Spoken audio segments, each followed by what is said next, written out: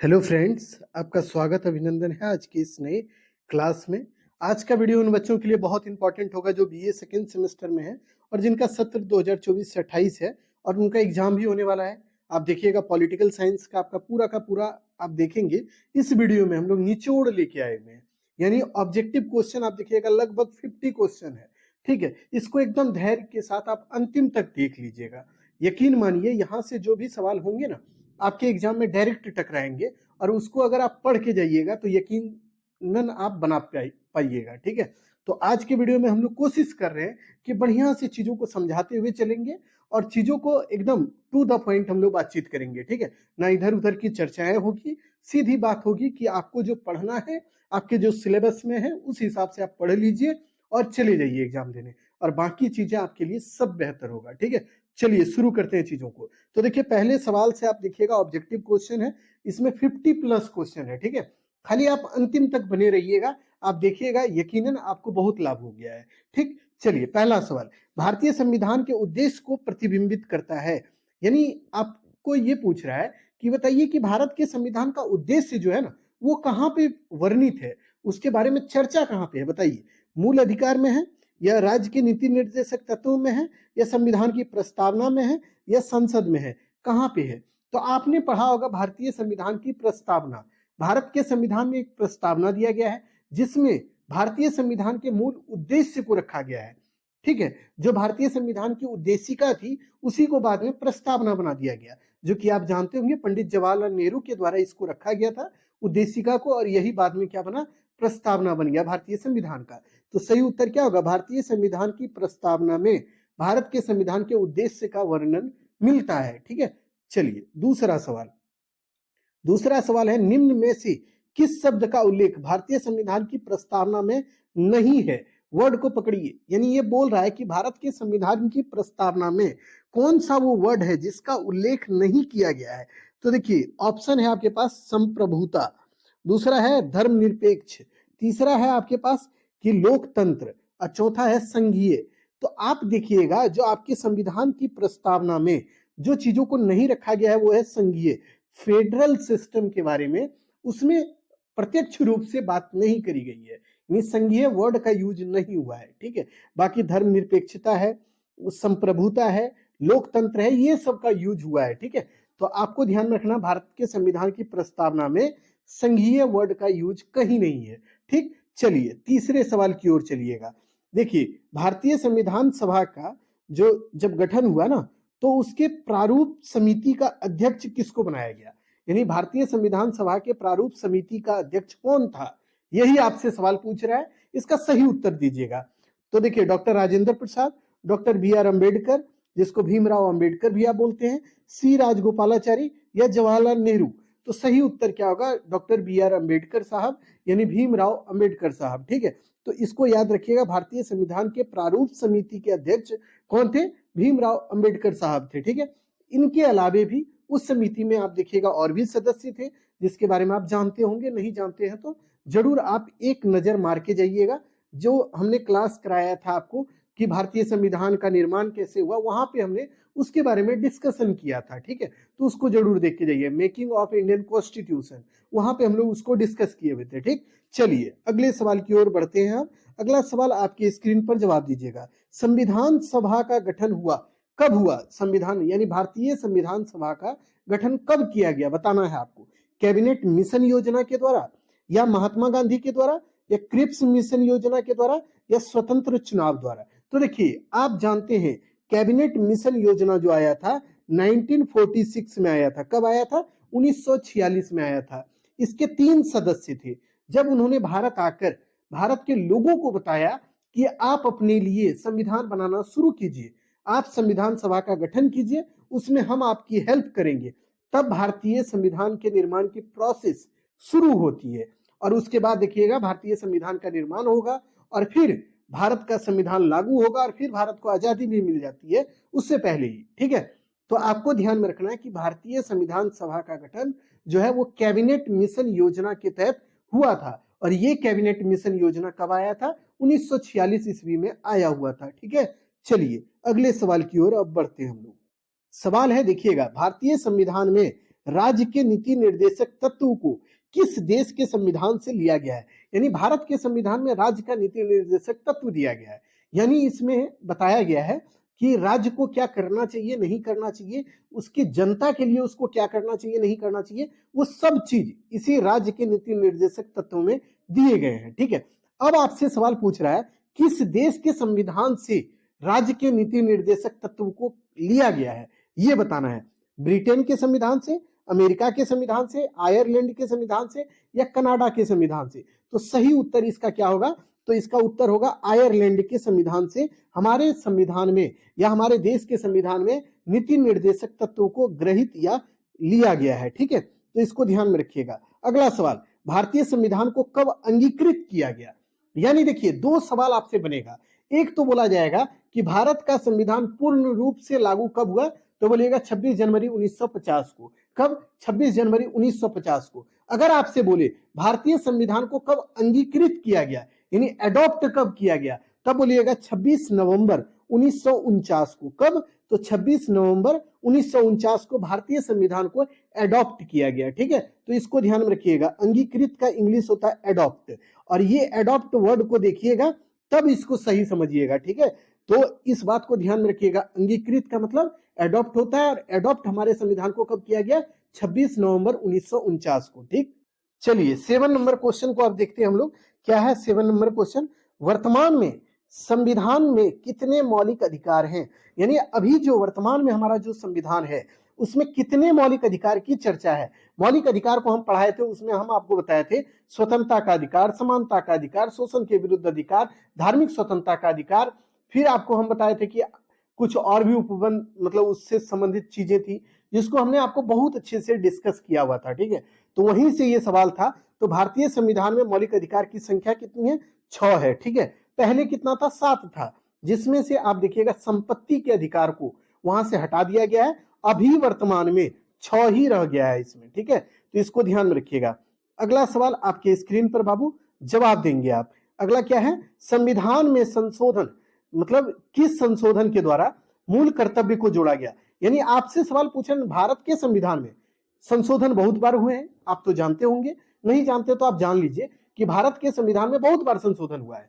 अब इसी संशोधन के दौर में आप देखिएगा हर बार संशोधन जब हो रहा था तो हर बार कुछ नई चीजों को भारतीय संविधान में ऐड किया गया, जोड़ा गया। तो इसी में आपसे पूछ रहा है कि मूल कर्तव्य को यानी फंडामेंटल ड्यूटीज को हमारे संविधान में किस संशोधन के द्वारा जोड़ा गया।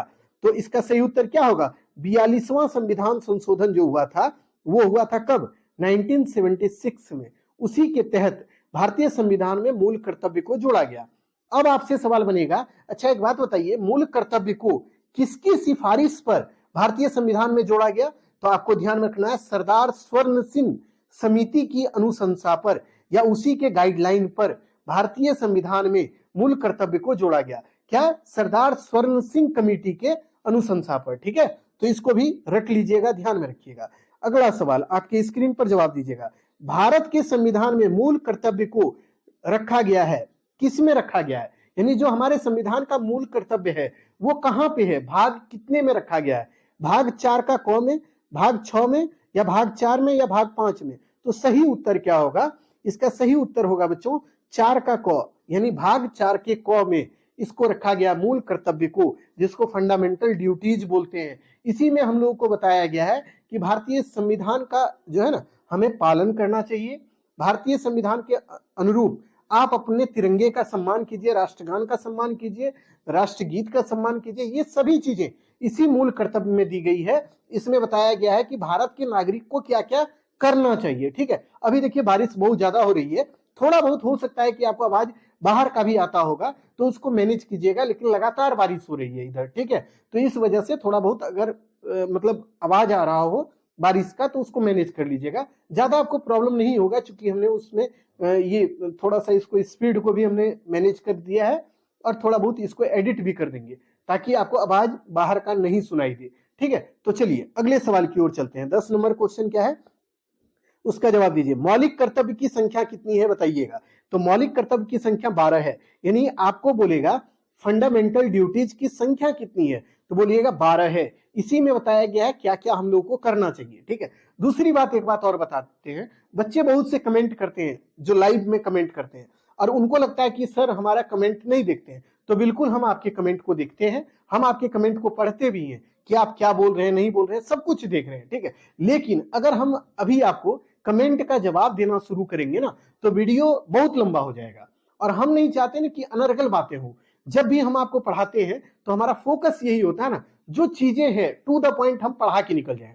आप कमेंट कीजिएगा, बहुत से बच्चे कुछ से कुछ कमेंट करते हैं, तो उसको अगर हम देखने बैठेंगे तो बोलिए आपको हम पढ़ा पाएंगे? नहीं पढ़ा पाएंगे। इसलिए आपका कमेंट करना है, जो भी बच्चे पढ़ रहे हैं उसको राइट आंसर जो भी पता हो तो वो कमेंट कीजिए, कोई दिक्कत नहीं है, हम सब कुछ देखते हैं। इसलिए आप निश्चिंत रहिएगा, ये बात आपके दिमाग में नहीं होना चाहिए कि सर हमारे कमेंट को नहीं दिख रहे हैं। हम आपके कमेंट को देखते हैं, आप निश्चिंत रहें, आप अपना कमेंट करते रहिएगा, हम देखेंगे। लेकिन हम आपका रिप्लाई नहीं कर पाते इसलिए क्योंकि संख्या उसमें बहुत ज्यादा होती है कमेंट की, ठीक है। इस वजह से हम अभी से ही माफी मांग लेते हैं, लेकिन आप अपना काम कीजिए, आप पढ़िए, ठीक है। चलिए 11 नंबर क्वेश्चन आपके स्क्रीन पर जवाब दीजिएगा।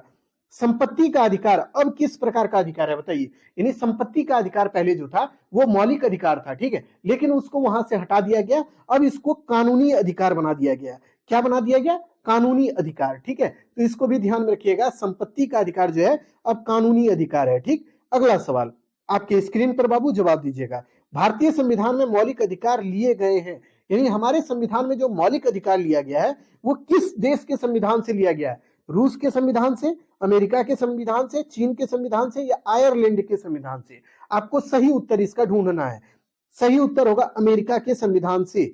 हमारे देश में जो मौलिक अधिकार है जिसको फंडामेंटल ड्यूटीज बोलते हैं उसको लिया गया, अडॉप्ट किया गया, ठीक है। तो इसको ध्यान में रखिएगा। अब देखिए आपसे पूछ देगा संसदीय व्यवस्था हमारे संविधान में कहां से लिया गया है? बोलेगा ब्रिटेन से लिया गया है। राज्य का नीति निर्देशक तत्व कहां से लिया गया? आयरलैंड से लिया गया।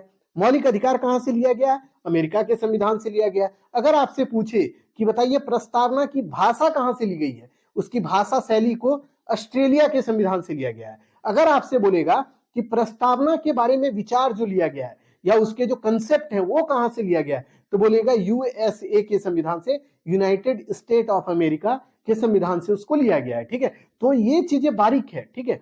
यानी सोर्सेस ऑफ जो हमारे कॉन्स्टिट्यूशन है ना उसके सोर्सेस में इसको आप पढ़ते हैं और उसको ध्यान में भी रख के चलिएगा, क्योंकि यहां से एक दो सवाल आपके लिए बनता है और आप वहां पे मिस नहीं कीजिएगा, ठीक है। चलिए अगले सवाल की ओर हम लोग मूव ऑन करते हैं। अगला सवाल आपके स्क्रीन पर बताइए, भारतीय संविधान में कितने अनुच्छेद हैं? तो ये तो आपको एकदम बच्चा वाला सवाल है। 395 यानी 395 अनुच्छेद थे जब भारत का संविधान बनके लागू हुआ ना बच्चों, उस समय 395 इसमें हमारे अनुच्छेद थे, आर्टिकल थे, ठीक है। लेकिन वर्तमान में आप देखिएगा 450 से भी ज्यादा हो गया है, यानी 450 से भी ज्यादा अनुच्छेद हमारे संविधान में अब हो गए हैं, ठीक है। लेकिन जब हमारा संविधान बनके लागू हुआ उस समय 395 था, ठीक है। तो इसको ध्यान में रखिएगा। अगले सवाल की ओर अब हम लोग मूव करते हैं। चलिए भारत के संविधान में संसदीय शासन प्रणाली किस देश के संविधान से लिया गया है?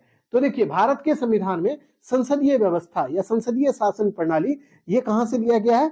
ब्रिटेन के संविधान से या अमेरिका के संविधान से, ऑस्ट्रेलिया के संविधान से या आयरलैंड के संविधान से? तो सही उत्तर क्या होगा? ब्रिटेन के संविधान से, ठीक है। तो इसको ध्यान में रखिएगा, भारतीय संविधान में जो संसदीय व्यवस्था है, संसदीय प्रणाली है, वो ब्रिटेन के संविधान से लिया गया है।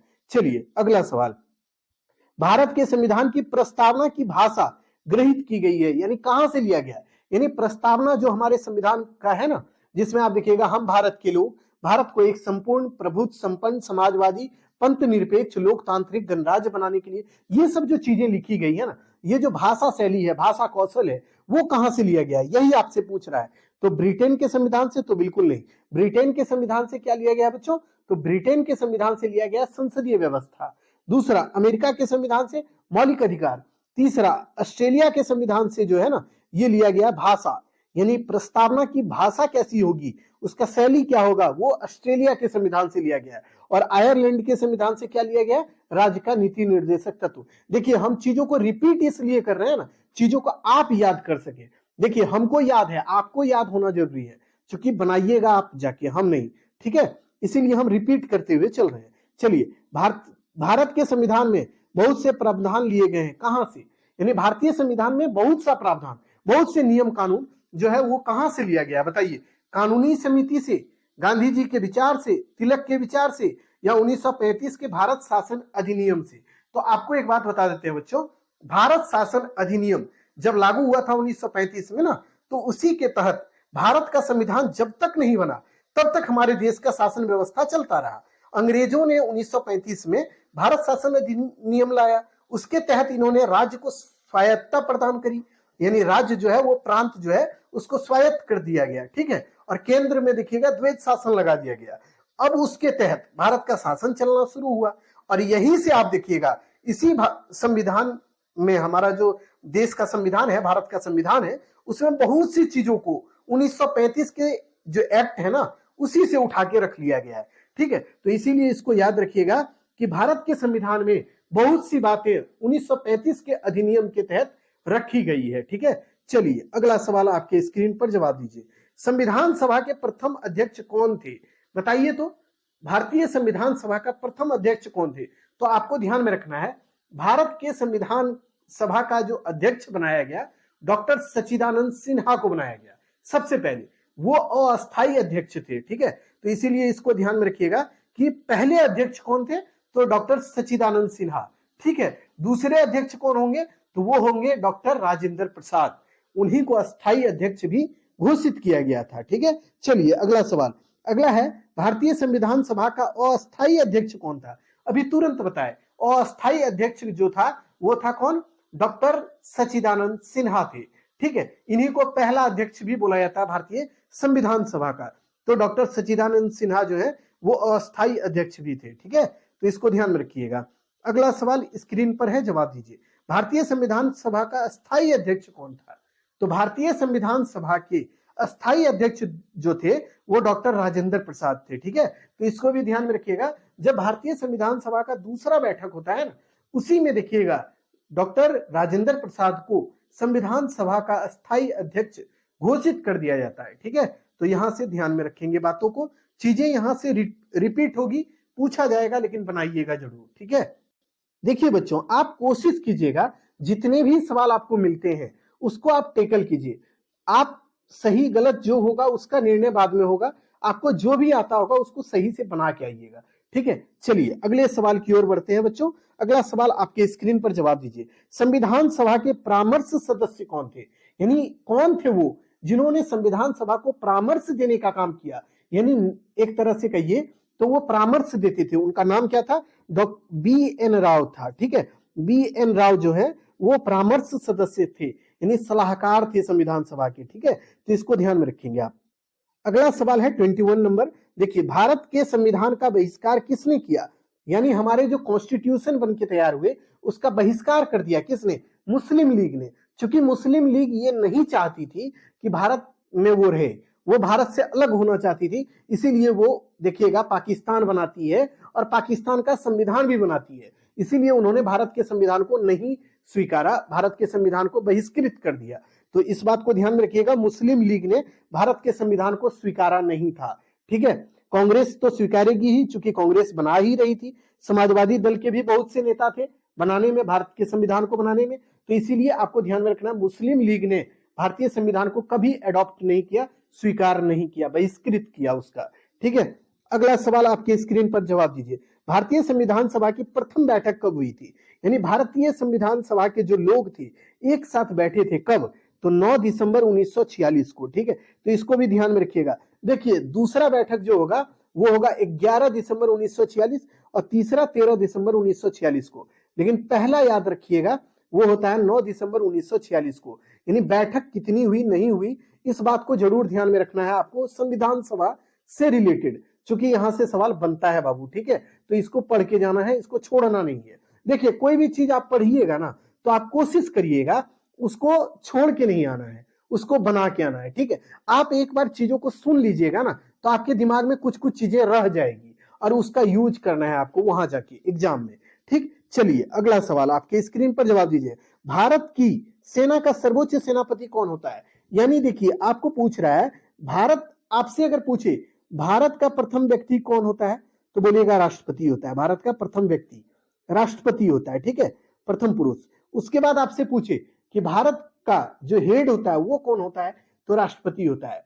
अगर आपसे पूछे कोई भी विदेशी संधि हमारे देश का होता है किसी भी देश से, तो उसमें किसका हस्ताक्षर होता है, तो वो राष्ट्रपति के नाम से हस्ताक्षर होता है। ठीक है।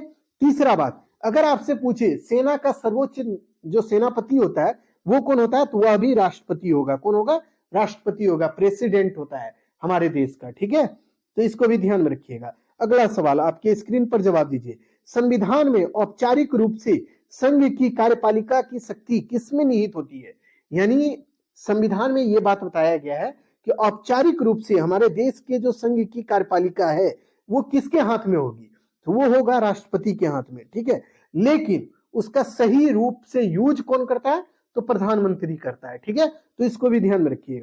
बाबू एक बात ध्यान में रखिएगा कि हमारे देश के संविधान में यह बात बोला गया है कि राष्ट्रपति सर्वोच्च है, यानी राष्ट्रपति के ही नाम से सारा काम होगा। लेकिन एक बात यह भी है कि राष्ट्रपति को छोड़कर प्रधानमंत्री उन शक्तियों का यूज करता है, जो राष्ट्रपति को दिया गया शक्ति है ना, उसका यूज कौन करता है, प्रधानमंत्री करता है। ठीक है, तो इस बात को ध्यान में रखिएगा।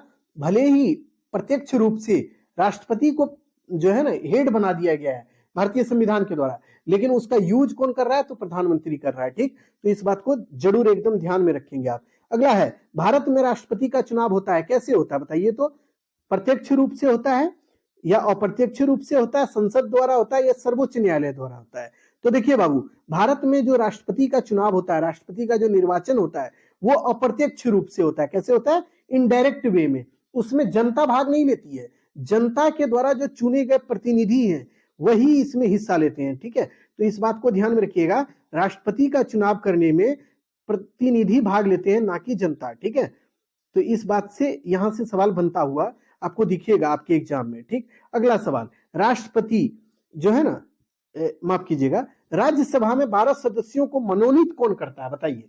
मनोनीत करता है कौन, प्रधानमंत्री करता है, राष्ट्रपति करता है, उपराष्ट्रपति करता है या मुख्य न्यायाधीश करता है, कौन करता है, तो इसका सही उत्तर राष्ट्रपति होगा। हमने पहले ही बता दिया था क्वेश्चन पढ़ने से पहले ही कि देखिए, जो राज्यसभा में 12 सदस्य हैं उसको अलॉट करने का काम, यानी उसको नियुक्त करने का काम राष्ट्रपति करते हैं। ठीक है, ये शक्ति राष्ट्रपति के पास होती है। ठीक, अगला सवाल आपके स्क्रीन पर जवाब दीजिएगा बच्चों। अगला है, भारतीय केंद्रीय मंत्रिमंडल के निर्माण में कौन प्रमुख भूमिका निभाता है, यानी वो कौन व्यक्ति है जो इसमें प्रमुख भूमिका यानी मेन रोल अदा करता है, वो कौन है बताइए। भारतीय केंद्रीय मंत्रिमंडल का जो निर्माण होता है उसमें, तो देखिए प्रधानमंत्री होगा, राष्ट्रपति होगा, उपराष्ट्रपति या मुख्य न्यायाधीश।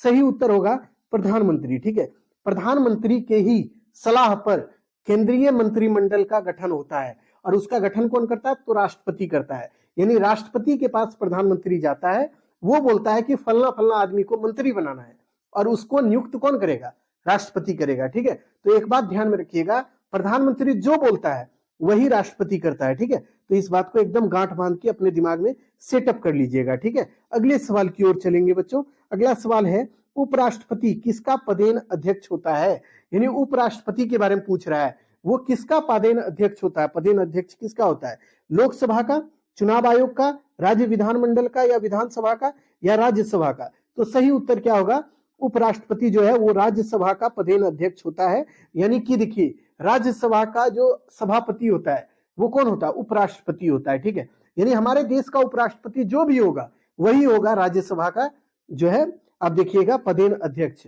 अभी के समय में आप जानते हैं हमारे देश में उपराष्ट्रपति जो थे जगदीप धनखड़, उन्होंने इस्तीफा दे दिया है। ठीक है, उनके जगह पे अभी नए राष्ट्रपति उपराष्ट्रपति जो है चुन के नहीं आए हैं, तो इस बात को भी ध्यान में रखिएगा। वर्तमान में अभी नए उपराष्ट्रपति का चुनाव नहीं हुआ है, वो चुन के जब आ जाएंगे तो हमारे देश को एक नया उपराष्ट्रपति फिर से मिल जाएगा। ठीक, तो आपको ध्यान में रखना, उपराष्ट्रपति जो है ना वो पदेन अध्यक्ष किसका होता है, तो राज्यसभा का होता है। ठीक, अगला सवाल आपके स्क्रीन पर बाबू जवाब दीजिएगा।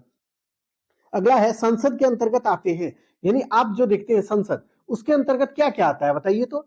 उसके अंतर्गत देखिए आपको बता देते हैं, राष्ट्रपति आता है, लोकसभा आता है और राज्यसभा आता है, तो तीनों आता है। यानी लोकसभा भी आएगा, राष्ट्रपति और राज्यसभा, ये तीनों ही आता है। यानी आपसे पूछेगा संसद के अंग हैं कौन कौन, तो आपको ऑप्शन दे देगा, तो उसमें अगर लोकसभा रहे तो वह भी होगा, राष्ट्रपति भी होगा और राज्यसभा भी होगा। तीनों ही ये जो है ना संसद के अंग होते हैं या पार्ट होते हैं। ठीक है, अगला सवाल, निम्न में से किस राज्य में लोकसभा के लिए सर्वाधिक सदस्य चुने जाते हैं, यानी वो कौन सा राज्य है जिसमें लोकसभा के लिए सबसे ज्यादा सदस्य चुने जाते हैं या निर्वाचित होते हैं या इलेक्ट होते हैं, बताइएगा।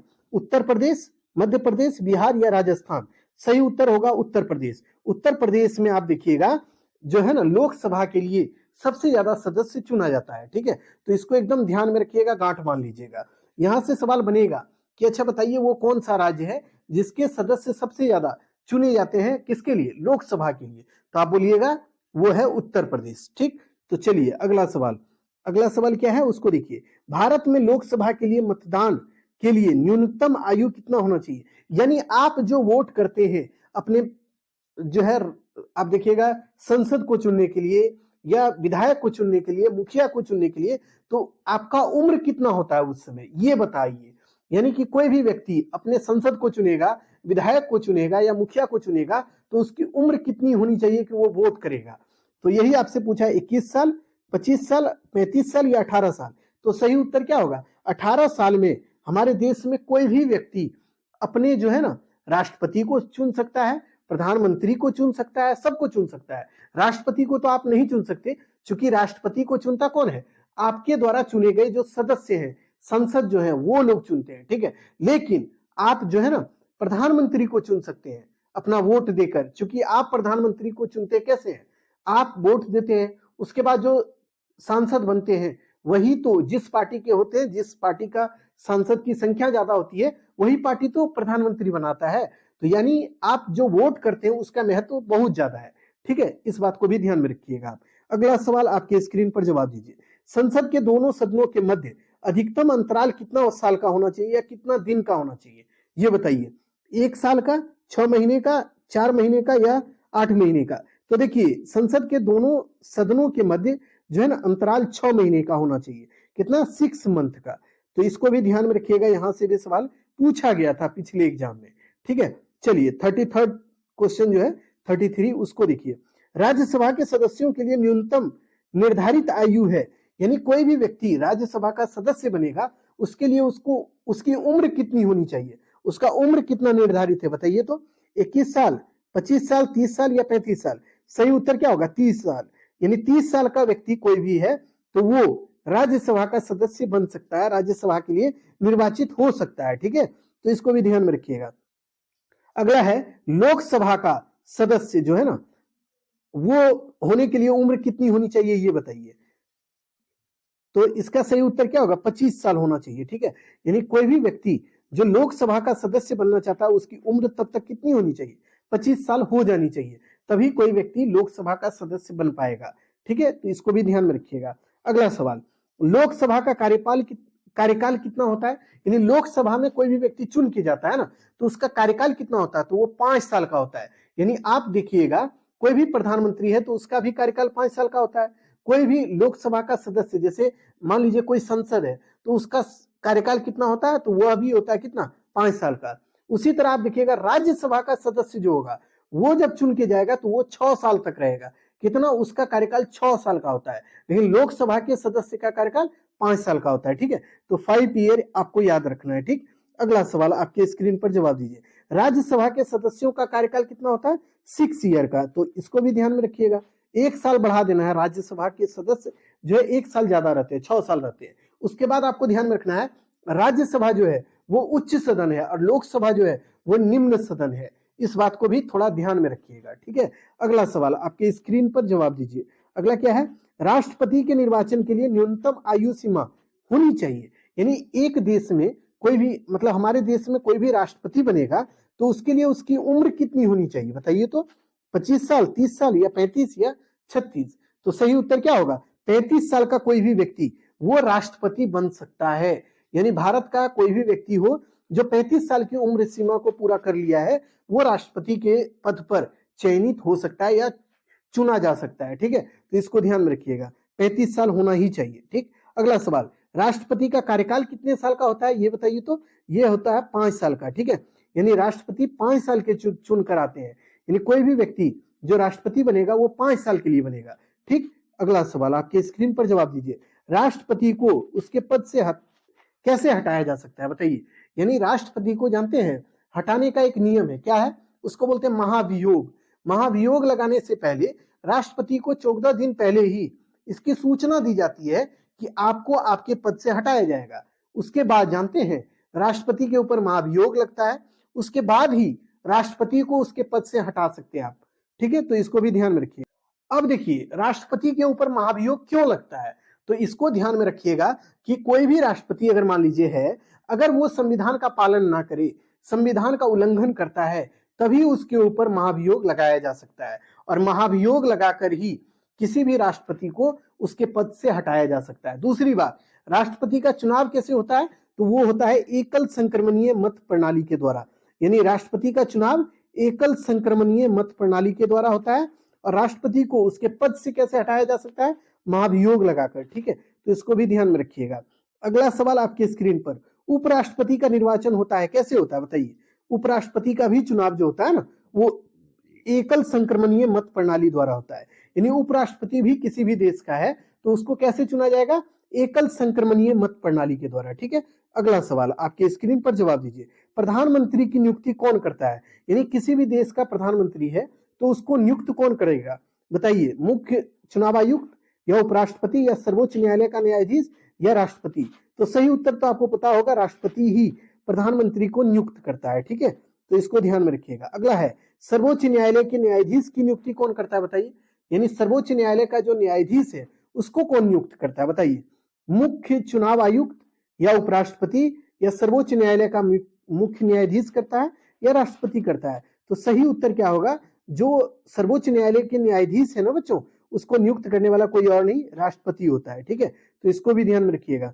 अगला सवाल और है, देखिए राज्य के राज्यपाल की नियुक्ति भी राष्ट्रपति करता है। कौन करता है, राष्ट्रपति करता है। ठीक है, तो इसको भी ध्यान में रखिएगा, राज्य के राज्यपाल की नियुक्ति राष्ट्रपति करता है और कोई भी राज्यपाल 5 साल के लिए नियुक्त होता है, यानी 5 साल के लिए उसको चुना जाता है। ठीक है, और हो सकता है कि उसी बीच में कभी 5 साल से पहले ही उसको उसके पद से हटाया जा सकता है। ठीक है, तो इस बात को ध्यान में रखिएगा, राज्य के राज्यपाल की नियुक्ति जो है ना वो कौन करता है, तो राष्ट्रपति करता है। ठीक है, अगला सवाल आपके स्क्रीन पर जवाब दीजिएगा बच्चों। अगला क्या है, राज्य के राज्यपाल बनने के लिए न्यूनतम उम्र कितनी होनी चाहिए, यानी कोई भी व्यक्ति राज्य का राज्यपाल बनेगा तो उसकी उम्र कितनी होनी चाहिए, कम से कम, तो वो 35 साल। 35 साल से बड़ा अगर है तब वो राज्यपाल बन सकता है, 35 साल से कम उम्र का है तब वो किसी भी राज्य का राज्यपाल नहीं बन सकता है। ठीक है, तो इसको भी ध्यान में रखिएगा। अगला और अंतिम सवाल आपके लिए है कि मुख्यमंत्री की नियुक्ति कौन करता है बताइए। ये सवाल आप खुद जवाब दीजिएगा, ये बहुत आसान सवाल है लेकिन इसका जवाब आप खुद दीजिएगा कमेंट करके कि मुख्यमंत्री की नियुक्ति कौन करता है। ठीक है, तो आज के वीडियो में हम लोग डिस्कस किए बच्चों 45 ऑब्जेक्टिव क्वेश्चन। यहां से देखिएगा आपके एग्जाम में टू द पॉइंट एग्जाम में आपके क्वेश्चन रहे हैं।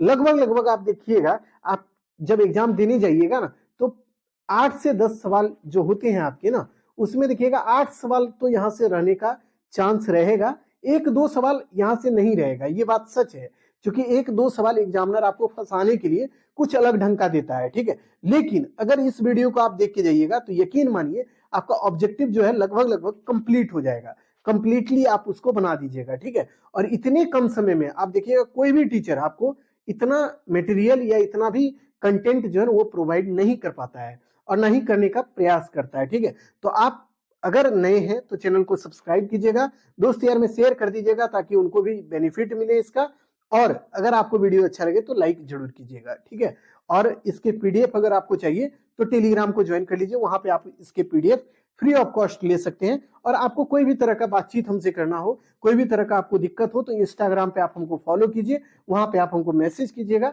वहां पे हम आपको जरूर रिप्लाई करेंगे। ठीक है, तब तक के लिए धन्यवाद बच्चों, फिर मिलते हैं एक नई क्लास में।